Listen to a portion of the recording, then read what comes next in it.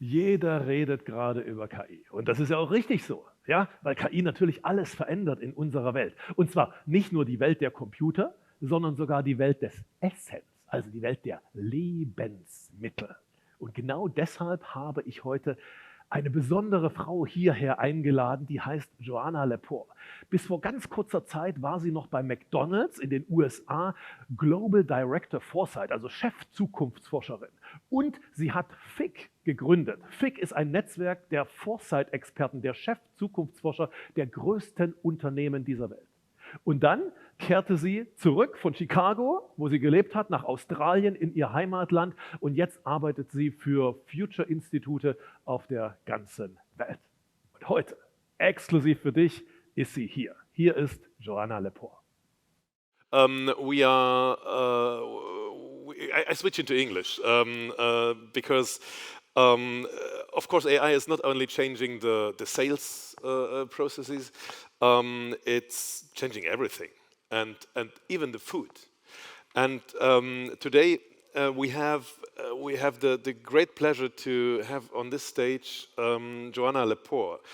Until a few weeks ago, Joanna was the Global Director Foresight. Global Director Foresight. This is the right term of McDonald's, and previously Mars, and so on.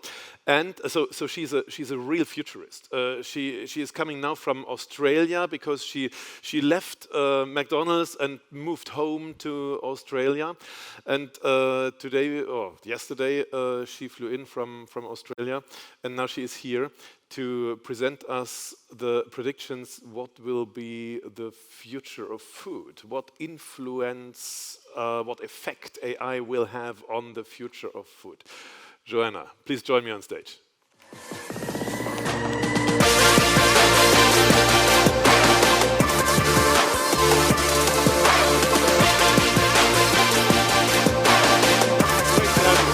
Let's sit down.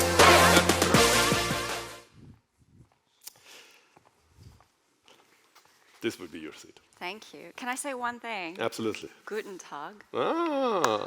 Thank you. Dankeschön. That's it. That's all I know. What brought you from US to Australia again? Yeah, so I was actually born in Poland, so don't let the Australian accent fool you. Born and raised in Poland. So I was like debating whether to start talking in Polish because everyone's talking in German and I can't understand anything. And then I grew up and lived most of my life in Australia, and that's where most of my business background is in the Australian market or in the APAC market. And then for 4 years, I had the pleasure of going and creating and leading Foresight for Mars out of New Jersey and McDonald's out of Chicago. I promised my husband that it would be 2 years, and when we got up to 4 years, he said, okay, when are we going home? So it was a family decision to stop missing all of those major milestones with my family and friends. And why did you get into food? Are you more a foodie or more a technician or more a business model? It was a complete accident, but I've been in food for 15 years. In CPG, so I've worked in the dairy category, ready-to-go meals, ready-to-go drinks, coffee, chocolate, confectionery, burgers, so all the fun categories. And you can imagine, like, my favorite part was always when we had to taste test the products. Yeah. But it's a really dynamic industry, the food industry, because as you can obviously, intuitively tell, food brings people together. It's so much a part of what makes us human, but it's also facing tremendous challenges. So big food companies are really thinking about, how do we create something that will last for the next 100, 200 years in the current very complex climate. So it's a really meaty challenge. Yeah. And bringing people together, this is also something what drives you. I learned that you brought all the chief foresight people from the big organizations together. I think it's called FIG, right? Yes. Foresight Inside Group. Yeah. So 20 or 25 big corporates from all over the world. You got together. But the question is, this foresight role in a big company. Yeah. What is it? What is this role? what are all these people are doing in their organizations? They're all doing something different, which is a part of the reason why I started the network, because we found that we were sort of very isolated, which I think it just happens in any industry or any field that you're in. But the idea was, if you're one person, this is a real example, one person in Nestle trying to get this very old, massive organization to accept that the future is complex and uncertain. How can you learn from someone from Shell, who is another member, who has obviously had it since the 1970s, and it's a very well-adopted practice with a team of 30. So, the variance in how foresight is practiced is really what the benefit is of the network, and I think we're all wanting to be better and more impactful with our work and learn from each other and ultimately, make the world a better place. Okay, so now we have the extreme pleasure to have all this knowledge from the big organizations in the world on this stage, and you will be talking about the future of food, right? Yeah. Exactly. After lunch, thankfully, not before lunch. That would be dangerous. Perfect. So this is your stage. Thanks for being here. Okay. All right, so what I'm going to talk to you about is obviously the future of food, and the ask was 2035, what's in store, and what I saw online was that actually some of the best predictions, or the most accurate predictions, get listed on the website. So I'm hoping that I get something right here, but I'm going to talk to you about the shifting food landscape. And so I want to kind of deviate for 1 second here, because I know that often when we talk about industry transformation, we talk about something like Henry Ford and what he did with assembly line inside of the automotive industry. But little known fact, the assembly line actually started not in automotive, but in food. And quite more accurately, it was called the disassembly line. So inside of Chicago in the late 1800s. The reason I say this is for two reasons. One is that the food industry has innovated tremendously across a variety of different industries and has really transformed how we live in a way that I think is really underappreciated. The second reason is that when we talk about the future of food, we always look back to the past to start. The past is really our only evidence of the future. We'll talk about that. So this is something that we use inside of Foresight called the Futures Triangle, which essentially helps us to weigh the weight of the past and why things are the way that they are, the push of the present, so some of the factors that are really in play right now, and then the pull of the future, so some of the signs of what's coming. So it's really helpful for us when we're investigating a topic like the future of food to be able to weigh all of these three things, but it's also really helpful when we're trying to understand why certain decisions are made. So you can think about, sometimes a decision in the past, or even anchored in the past, is because we have a reputation to upkeep. We have a familiarity or an equity that we're trying to maintain. Inside of the present, we're really bound by the guardrails that we have. More often than not, I like to say, we just want to be likable. We want to make the decisions that get us the most likable outcome. And then in the future, the decisions that we make are so led by how we see the future. Is it an optimistic future where we have a vision for what we want to achieve, or are we feeling really uncertain and frightened by the future? So it's important to weigh all three of these things. And so when we look at the past for the food industry, I think what's really interesting is when you go back to the Fortune 500, which was a list of the most lucrative organizations in the 1950s in the US. They then created an international version of this list in the 1960s, right? So we're talking about 70 years ago. These were the companies that were on that list, right? It's a lot of food companies that are up there, and probably a lot of them might feel familiar to you even now. When we look at what's happening today, these are the food companies on the global Fortune 500 list. Not many, which is pretty stark if you think about it. Now, you can see some of the companies are still around, like General Foods was ultimately bought by Mondelez, and Nestle is still there, and they bought Ralston Purina.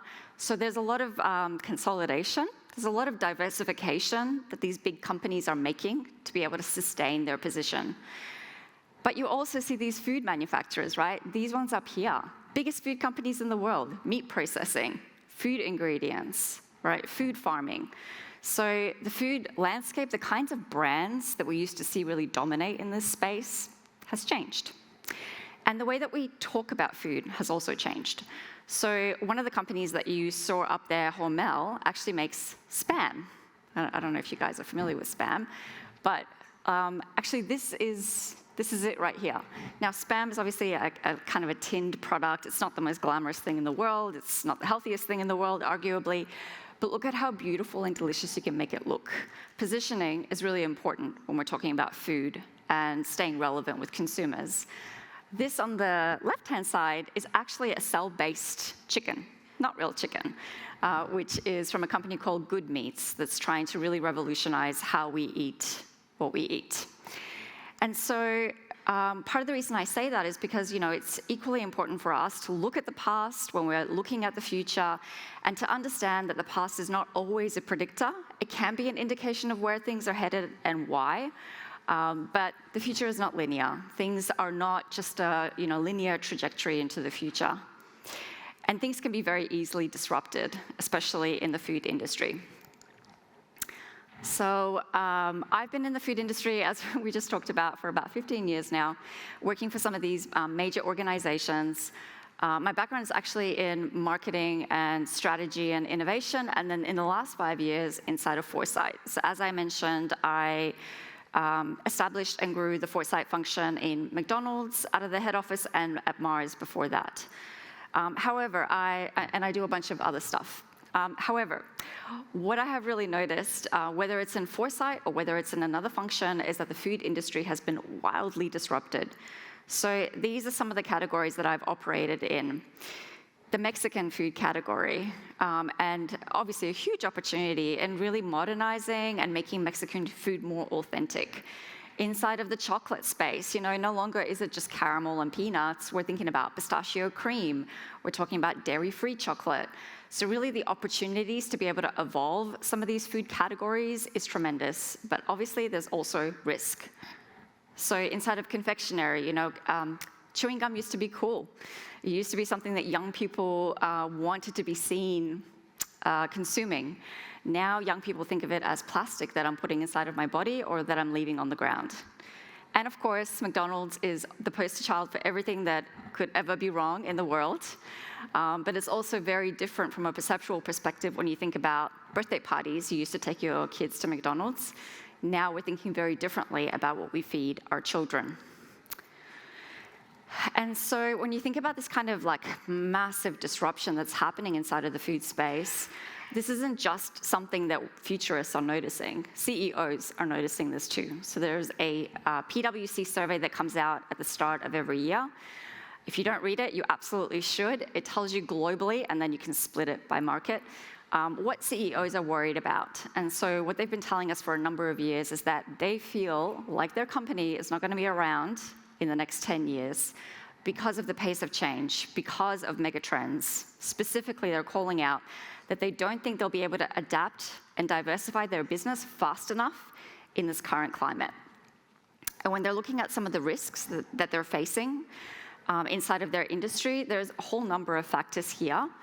And I think what's really striking for me whenever I see something like this, which is World Economic Forum, AXA, whatever risk report you want to use, what you don't notice is food. Food is never listed as a risk, which is a little bit baffling for me because food is literally what sustains us. And yes, it's connected to a number of other factors like climate change, but in and of itself, it makes a huge impact. So when we're looking at the future of food, what we need to do is really zoom in and zoom out. So we need to look, so I've been talking to you about stuff that's really not directly food related for an intentional reason, is that we need to zoom in and zoom out across these different macro factors. And what's really helpful is when we look across paradigm shifts. So a paradigm shift being this massive disruption that's coming. So from moving away from what was normal before to what will be the new normal, or what is that massive disruption that's going to change the industry that we're looking at. So I'm going to share some of these with you. Wenn du Unternehmer bist, wenn du Selbstständiger bist, wenn du mehr als 200.000 € Jahresumsatz hast Und wenn du dich gerade fragst, wie führe ich KI in meinem Unternehmen ein, dann lade ich dich ein zu unserem kostenfreien Live-Webinar. Dort zeige ich dir meine 5-Säulen-Strategie, mit der Mittelständler gerade 300% Produktivitätssteigerung erreichen und das ohne neue Mitarbeiter einstellen zu müssen. Kein Blabla, keine Theorie, sondern konkrete Schritte, die du direkt umsetzen kannst. 2 Stunden Webinar, die dich 5 Jahre nach vorn bringen. Klick jetzt auf den Link in der Beschreibung und sei dabei. Ich freue mich auf dich. So I'm going to share some of these with you inside of the food landscape, but I'm also going to share with you the paradoxes, because in between a paradigm shift lies a paradox. In other words, if you think about something like Jevons paradox, which specifically relates to technology but is applicable, when we start to create a new solution, it poses new problems. Particularly when we think about something that is scalable, more efficient, more affordable, it then basically poses its own set of challenges and consequences. So when we're looking at the future, it's important to bear that in mind. And we always like to start by looking at the consumer impact of things, because obviously consumer behavior can be the biggest driver inside of an industry. If nobody wants to buy it, then no one's going to innovate for it, no one's going to allow the infrastructure to enable it. And inside of that consumer landscape in food, we're noticing this massive paradigm shift away from consumers being carefree to being conscious. And that kind of conscientious behavior is a desire, but it's not really something that we're seeing just yet. It's something we've been talking about since the 1990s, is consumers wanting to make better choices with their food intake. However, it's challenging because people just want to get what they want as quickly and as easily as possible, and this is still true of the food landscape. If you think about something like GLP-1 drugs, they are a shortcut towards getting to a healthier outcome or helping me with my goals, right? So we're still very reliant on these sorts of shortcuts. So adaptogens, nootropics in food, all of these things are just boosters to help to supplement my behavior. And so one of the examples that we see here is companies really taking advantage of this, like Notco, which is a company out of Latin America that has created with their Giuseppe AI, so they have an AI platform that they've built that scans lots of different ingredients of food. They have created a GLP booster, which essentially is a botanical powder that you can add to any other food, hence like great money-making scheme here, that helps to stimulate GLP-1s naturally in your body. This is actually designed for people that are coming off GLP-1s, because what we notice in the food industry is that when you come off them, your consumption goes way back up. So they're trying to curtail that and help to balance that out. So as we move into the future, we will start to see these products that just help us to make these more conscientious choices in food, like we see with the Robert Downey Jr., who has just invested in this company called Happy with Craig Dubitsky. And essentially what it is a ready-to-drink coffee powder product. However, what they've done that's different is that they've actually partnered with the Mental Health Association to say, when you buy this product, you're giving back to an association that helps with mental health and loneliness. So the paradox here is, that's great, but you're still asking people to consume the same type of product. So as industries are creating these better propositions, it still poses similar problems.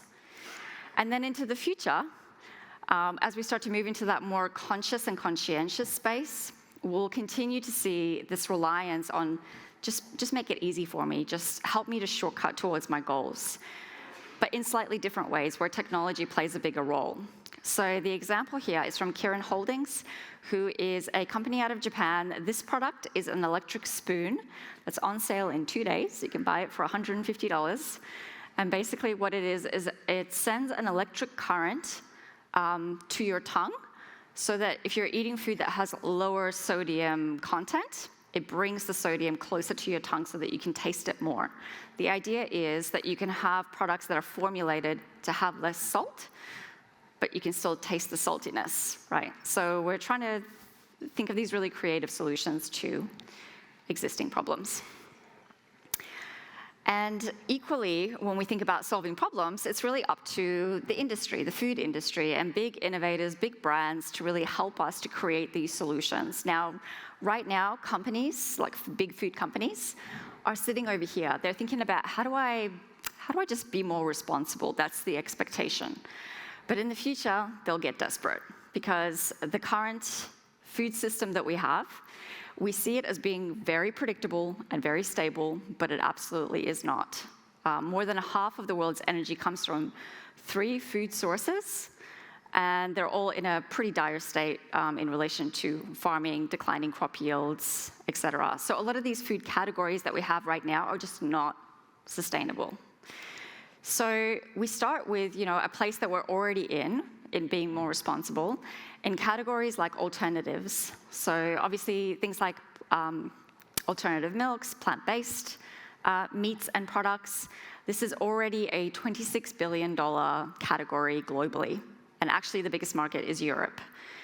We have heard some kind of tension in this category that it's not doing so well. That's because investment is down, but sales are up. Consumers are buying more and more of these products, 5% up last year. And companies are taking a lot of responsibility to make these products better. So the company like the one you see here, Eura, out of Spain, they're a great example of this because in many ways, they're investing in these products being more responsible, even more than the big food players that have been around for ages. They're thinking about, how do I make it more nutritious? How do I make sure that it's got a lower carbon footprint? How do I make it more affordable? They're really going the extra mile. But there will be a limitation with these products, which is why the future really relies on things like synthetic biology and cell-based meats, and cell-based products, I should say. And there's a lot more approvals and regulations to allow these products to get into consumer hands, which is really exciting. And the company that you see here is actually Vow from Australia, which is one of the 200 companies that we have today globally that is doing cell-based meat, versus 10 startups that we had in 2016. So we're seeing a lot more innovation in this space. However, it's also a paradox because these products are very intensive to make, and even as we scale the process to be able to make them, it's going to pose its own challenges. So in the future, we really need to rethink what a food product even is. If you think about back in the day, we used to create products based on what we had at hand, right? So we would bring together whatever ingredients we had, and that would be acceptable. Today, we have very strict standards over exactly what type of product composition I accept, or even how it should be packaged, how it should be priced, and that's obviously not sustainable. So we have a lot of really exciting innovation in this space where companies are rethinking, what even a coffee is. So Atomo Coffee is a company out of the US, and what they've actually done is created this beanless coffee. So it's 28 ingredients, and the main ingredient is actually repurposed date pits. So they've taken these pits that are usually sent to the landfill and created a coffee product. Then they roast it, they add caffeine, tastes amazing.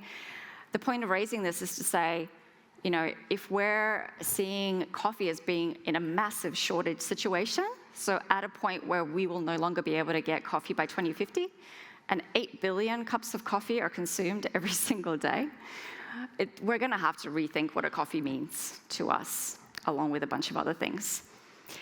And obviously, innovation in this space, driven by the industry, is really important, and it needs to be aided by the government. So the last paradigm shift is really driven by governance and politics and governing bodies, which is this move away from freedom and a free market and do what you want, we want to grow, to we need to control the situation. Why? Because we're seeing the consequences of that. So one of the things that we have seen is this proliferation of the Western diet in many parts of the world, including obviously in the Asian region. That's obviously been driven by a lot of positive things in a way. Globalization, access to ingredients. In some cases, we just don't have the infrastructure to make food, right? We don't have the land, so we have to import it. Rising economic standards, all pretty positive things. But now we're seeing the consequences of that, the negative impacts. So a rise in metabolic diseases, chronic diseases. We see rising obesity rates, 1 billion people in the world obese today. Pre-diabetes is in a pretty massive spike right now. So what's happening is governments are starting to get access to long-term studies that are showing the negative impacts of that. And they're starting to think, okay, well, how do we actually curtail this situation? So, okay, let's label the products. Let's restrict how people can market the products. Let's put a tax on specific ingredients, right? In other words, it's just a Band-Aid to the bigger problem that we have. So what's going to happen in the future when we have these studies that are coming out around ultra-processed foods, around plastic in our foods, there's now plastic in our bodies, and companies are being taken to court by consumers because the government is not taking action. The paradox here is obviously as we're trying to create more innovation to solve for a lot of these problems, who's responsible for making sure that the guardrails are in place? And so when we think about the future, I think what's really exciting is while we talk about it moving into a state of control, greater sense of control, what we see is huge amounts of innovation here that enable that control to sit with the consumer, with us. So the company that you see here is called January AI. It's an AI-driven nutritional platform created with peer-reviewed studies. So it's not just an AI that sources nutritional information online. It's from accredited nutritionists. And it makes it really easy for consumers to get the information that's tailored to them around their diet and what they eat. So there's a blood glucose tracker that you attach to the app. You put in your metabolic specific information. You put in your goals, your history. And then when you're eating something, you just scan it. And it'll pick it up and say, you know what, your blood glucose is going to spike if you have this cupcake. Go and have this instead. So it's very tailored, it's very personalized, and it's very credible, which is where we see the future of this heading. What's really exciting about how technology is playing a role in here is that even if you think about the Apple study that's now taking place with 350,000 people leveraging their iPhone health app, their AirPods, and the smartwatch, it's the most amount of data that we've ever had to be able to analyze behavior changes with consumers through the use of technology. So it's a new frontier, which is, kind of an apt way to end, because January AI was actually named after Janus, who is the guardian of time, right? If you think about January, new beginnings, a new way to think about the future. However, just because I talked about all of these examples doesn't mean that this is absolutely going to happen. One thing that we often talk about in Foresight is that the only certainty is uncertainty. And just because you can see something doesn't mean it's going to happen or it's going to happen right away. So what we often like to talk about is the conditions that enable some of these futures. So something like scenario planning is a really helpful exercise for us. For example, if we see a greater loosening of government guardrails, that means they'll just step back and let the innovative companies create solutions to problems. But a continued spike in consumer behavior and consumption, which is likely, that's where a product like a beanless coffee can really flourish. We'll see a growth of that exponentially. However, if we see government really take more of an ownership position like we're seeing in the US, and consumption declines because consumers are becoming more educated about the consequences of their eating habits, that's where something like technology really comes to shine, particularly when it's partnering with some of those government initiatives. We don't know what the future holds. It's important to look at, as I said before, past, present, and future, and it's important to think about the conditions that really enable these futures. But one thing is for sure, and that is that the food industry will have a huge impact on our lives. In fact, it is the single strongest lever to optimize human health and environmental sustainability on Earth, and I would say one of the biggest levers in our happiness. Thank you.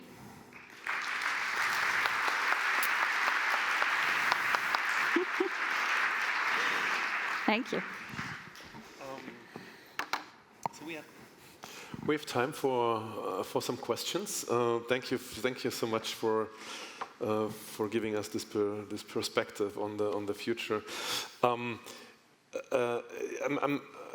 I would like to start with the point of personalization, because this is obvious that AI and digitalization and AI leads to personalization. In your example, the case of personalization was that the tool, the AI, recommends a person to eat this or this or this or this. But still, this or this or this or this are maybe standardized products. Only the one is better for me or fits my actual behavior better than me. In our studies, in other industries, not in food, but in other industries, we came up with the term adaptive products, which means the product adapts to the personal, to individual and situative needs, which we call adaptive. What do you think? Is this also a concept which could be seen in food? Na, was sagst du? Ich sage dir, was viele Unternehmer sagen. Die sagen, ich habe verstanden, dass KI wichtig ist, aber ich weiß nicht, wo ich anfangen soll, damit richtig was rauskommt. Wenn dir das genauso geht, dann habe ich einen Tipp. Starte mit der 5-Säulen-Strategie. Und zwar mit einem Online-Kurs zur 5-Säulen-Strategie. Die 5-Säulen-Strategie ist unser bewährtes Framework, mit dem wir täglich KI-Projekte in hunderten Unternehmen umsetzen. Ganz einfach erklärt, praxisnah und sofort anwendbar. Du findest diesen Online-Kurs hier in der Beschreibung. I think it would be really nice to have that in food, but our current food systems are just not that sophisticated. That's why we opt for things like boosters and supplements, and what can I add to the product? What can I take out of the product? The food industry, I'm really sad and sorry to say, is just not that advanced to be able to offer that kind of tailoring and personalization. The other thing that I think is really interesting is that even though consumers say that they want more personalization, or people, right, like I want to know if you've got an Oura ring, I can see some people wearing it. I want to know exactly how many hours I'm sleeping and my breath rate and my blood glucose spikes. And then what do you do with that information? You don't usually even change your habits with that. Yeah. So I think it's a goal for us to do better, to make better choices with more information about ourselves. But ultimately, because we have all of these other factors playing into our lives, so many decisions, right? 10,000 decisions every single day. Rising anxiety, everything's costing more, everything's becoming disconnected from us with technology. There are just so many other factors that take away from that ambition to personalize. Yeah. Maybe another look at, or another angle to look from at this could be that AI is in many cases, when AI digitalized human senses, so the sense of my eyes, because AI sees with cameras, and AI hears, and so on. But the taste, our taste sense, is still not really digitalized. So if AI could understand what really is my personal taste, maybe also adaptive. Maybe my taste, my perfect taste this morning is another than the evening. I don't know. Yeah. Maybe if we could understand this, then there could be another another push into personalized products, because yes, people would probably use this. Do you know any cases, any projects which are successful or which could be successful to digitalize our taste? There are definitely things happening with taste manipulation or digitizing, like a virtual version of our taste buds. Almost like a synthesized version. So there's definitely a lot happening in that. The Kirin example, I think, is another great one where we're trying to mimic specific taste profiles. I think that you're right that we'll see a greater personalization there. If you look at something like the fragrance industry, they're really great at being able to provide that. Even now, they're experimenting with creating a scent that is specifically tailored to your physiology and what your body reacts better to, and your personality. And then the scent is designed on the spot. Like we've seen that, like I had that in Dubai when I was there. Yeah. So I think that there's definitely the possibility for the food industry to be inspired by that. Yeah, that's interesting. So when I'm looking, and we also invested in food tech companies, and we do a lot of studies on food. And when I'm thinking about food, so as a futurist, of course, as you said, we have to understand the future forces. So what is driving the trend? Not only the shiny trend, but what is driving the trend? So what would you say? Who is the main driving force in the international food industry? Is it the big corporates, the McDonald's, or is it the? It's probably not. We see venture capital, but who? If not the big one, if not the venture capital, who is it? I think it's the big companies. I think it's all the food companies, actually, big and small. And that's part of the reason why I love working within businesses and with businesses, because I believe that private organizations have a massive role to play and hold a huge amount of responsibility. I mean, even if you think about a company like Coca-Cola and the kinds of habits that they've created, the rituals that they've created, and now, Google, Coca-Cola, and everything that's happening in the news right now. Now they're trying to think about fixing some of the problems that they've created. So it kind of goes back to foresight, is when you're a massive organization or where you're a new, small food startup, how do you think just a little bit ahead and understand that whatever you create could have a massive implication on people's behavior? Because food, this is something that we talked about a lot, particularly in the chocolate category, because chocolate has some bad stuff about it, but when everybody thinks of chocolate, they get really happy. You probably have a smile on your face thinking about chocolate, right? Because it's associated with so many positive memories with your childhood, with your family, with special occasions, with a treat for yourself. It's beautiful, and it's important for us to hold that responsibility with just as much weight. So all of the positive associations that a category creates and the negative consequences. Yeah, absolutely. I was a little bit surprised of the 42% of CEOs who basically tell if they follow their today's strategy, the company will die. And three quarters of them are acutely aware of the pace of change and don't feel like they're catching up to it, which is a part of the reason why we have a demand for foresight. Yeah, absolutely. Good. Let's get to the cell-based area, because of course this was a big hype in the previous years, and as you mentioned, it among consumers it's still growing. But in the investment scene, they have a tough time. The companies who founded this. So what would be your advice to a founder in this category, in this cell-based category? What to do now?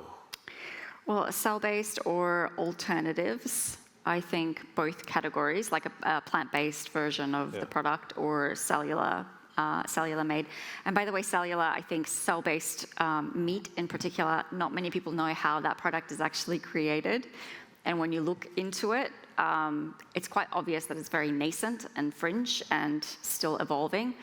But I think in both categories, when I've been speaking to the founders of a lot of these organizations, I am floored by their passion to progress the food industry. So they get a lot of criticism, they get pushback, particularly from the agriculture industry, or they think from the big food brands, etc. But they're doing it for really amazing reasons to really shift the food industry, because we need to produce 70% more food to feed the growing population with the same amount of resources. It's impossible. It's literally impossible. 70%. So 70.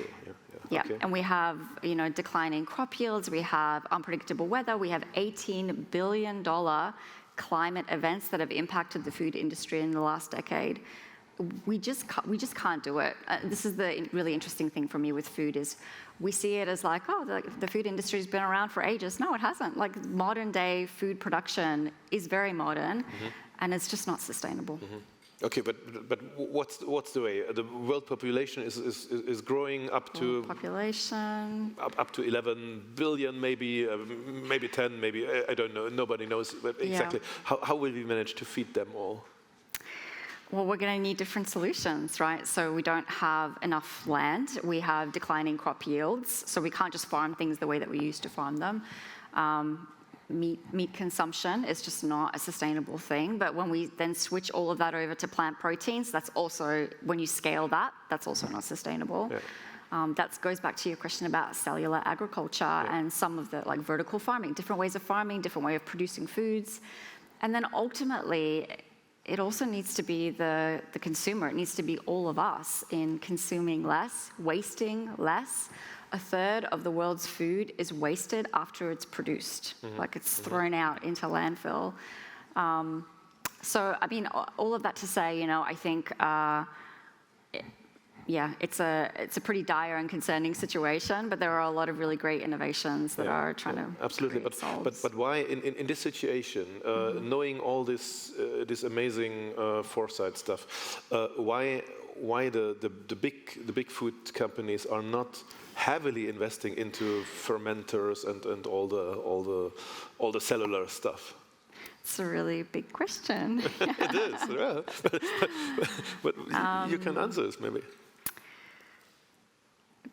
Big food companies are reliant on, when I showed the decision-making of the past, they're very wedded to that, and they're very wedded to the expectations of the present. The reality is that when you have a massive organization that employs 500,000 people around the world, right, and it doesn't just make burgers, it makes, creates livelihood for literally millions of people, serves 8 billion people every day, that's a big responsibility for a company to put that at risk, for a leadership team or a CEO to put that at risk. And so I think that decisions are weighed very carefully inside of a big business, and safer decisions are usually chosen. And that's where you need innovators, you need creative people, you need visionaries to come in and help business leaders to think differently about generating new growth. So, sometimes people say that big companies are complacent and they only think short term, they just care about the money. Average tenure of a CEO is 5 years, so they're going to be gone soon, they don't care. I don't think that that's true. When you speak to these people, they genuinely care, they want to leave a legacy. They're in the business because they care about it and they care about the people. And so you just have to give them a really compelling business case of how they can make money off of this, right? Yeah. So how is this a growth avenue? Good, so let's work on this. Okay. Okay. Thanks for being here. Thank you. I hope we work together in the future as well. Give her some hands, thank you, and we come to the next step. Thank you. Okay. Thank you.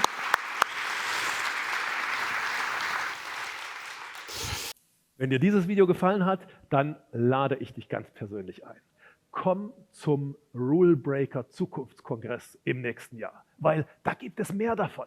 Dieser Rule Breaker Zukunftskongress ist kein Kongress wie jeder andere. Das ist ein Ort, an dem du die Zukunft deiner Branche verstehst, gestaltest und manchmal sogar neu denkst. Die Agenda wird wieder voll sein von Rule Breakern, Visionären, Technologen aus aller Welt, von echten Unternehmern. Hol dir jetzt dein Ticket und ich verspreche dir, das wird sich absolut lohnen. Den Link findest du in der Videobeschreibung und über den eingeblendeten QR-Code.